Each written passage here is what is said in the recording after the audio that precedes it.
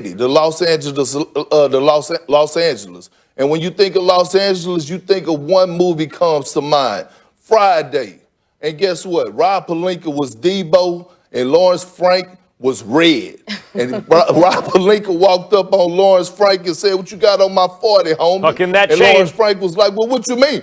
Well, what you mean? Well, what you mean? What you mean, Rob? What you mean? I don't want no problems. I told you about selling these CDs and shirts on my corner. Now I'm going to take your sixth man of the year, your second most consistent player, and I'm going to take him to the Lakers and let you know that we still run this town. And Max, don't give me about this upgrade of Serge Ibaka is better than Montrezl Harrell, because Montrezl Harrell is top 10 in the league at protecting the basket when opponents try him at the rim.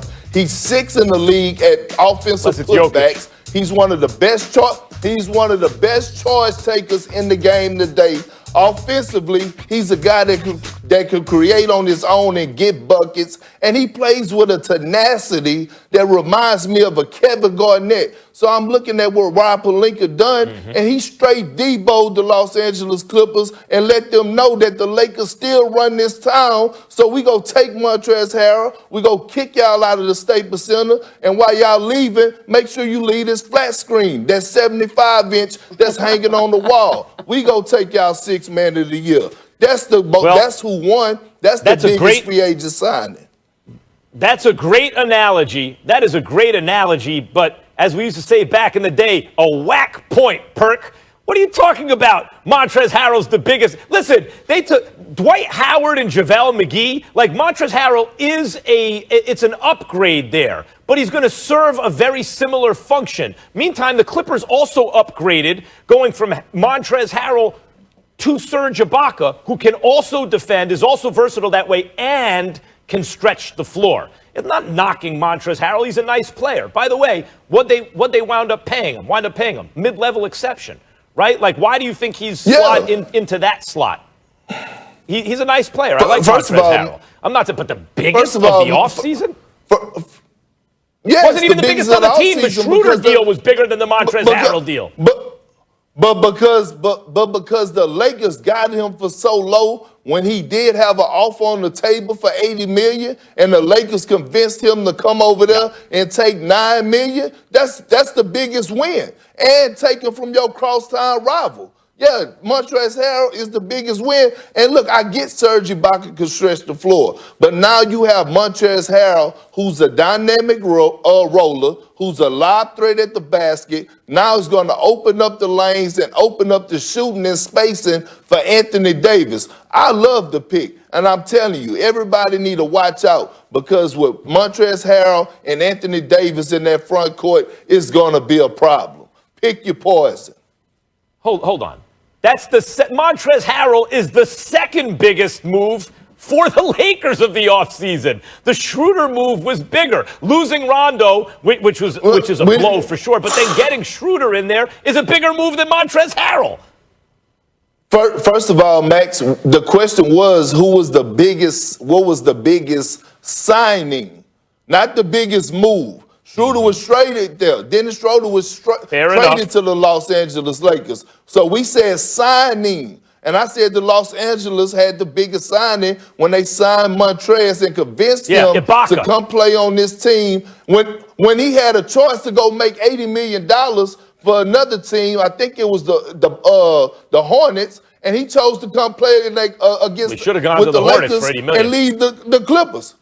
I know that. That's what I'm trying to tell you. That's why the Lakers if he had $80 million for the Hornets, time. he should have gone to the Hornets. But I'm not talking about what's the most impressive feat in terms of tricking a guy into turning down money or convincing him into turning down money. Dude, that's not even the biggest power forward signing in Los Angeles. The Montrezl Harrell signing is neither the biggest move of the offseason for the Lakers nor the biggest power forward signing in Los Angeles, which would be Serge Ibaka. No, it's not. No, it's not. You can't tell me that a guy that just hold this out. You cannot sit up here and argue. You cannot sit up here and argue with me and tell me a guy that just came off of winning the sixth man of the year is not a big signing, man. He averaged 19 points a game on 55% shooting. We're talking about a sixth man of the year. We was talking about maybe putting Montrezl We was talking about even Montrezl Harrell last year possibly being in the All-Star game. So no, Serge Ibaka is not the biggest signing in LA. It's Montrezl Harrell. He's the biggest signing in Serge the Ibaka NBA. can defend too, only he can the shoot Lakers also. won. So Serge can Ibaka Montrez. can not only defend, he's still an excellent defender, but he can also shoot. That's something that Montrezl Harrell can't do. Yeah, and by the way, the Lakers did. They improved marginally over Dwight Howard and JaVale McGee, right? They have Montrezl Harrell and Marc Gasol, which I think is an improvement over JaVale McGee and Dwight Howard. A marginal improvement. All right, and guys, don't forget James Harden, he wants out of Houston. So should he go to Brooklyn like he wants? We could have a whole lot of different answers to this conversation. All right, we have to leave it there, though. Kendrick, we will be back with you. And he wants no disrespect on the turkey, ladies and gentlemen. I just had the conversation with him. No more disrespecting the turkey. We got more First Take on the way. Keep it locked.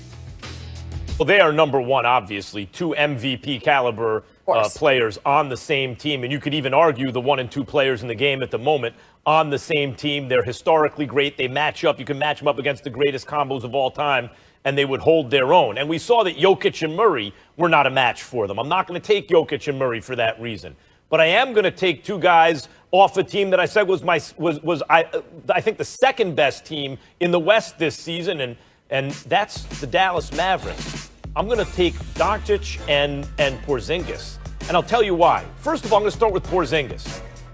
Don't think about Porzingis as you've seen him recently, because he's trending in the right direction. Think of him on the Knicks, right? When we last saw him on the Knicks before the injury, he was averaging around 23 points. He was shooting a lot from three and shooting around 40% from three.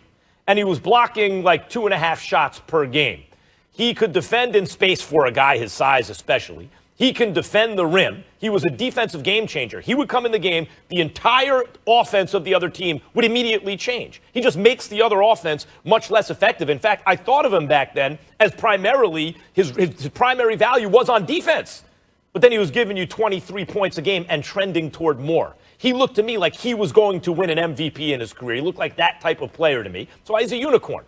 He's, picture Kareem with 2 inches more in height, but he can shoot the three. Not that he's Kareem Abdul-Jabbar, but you get this point.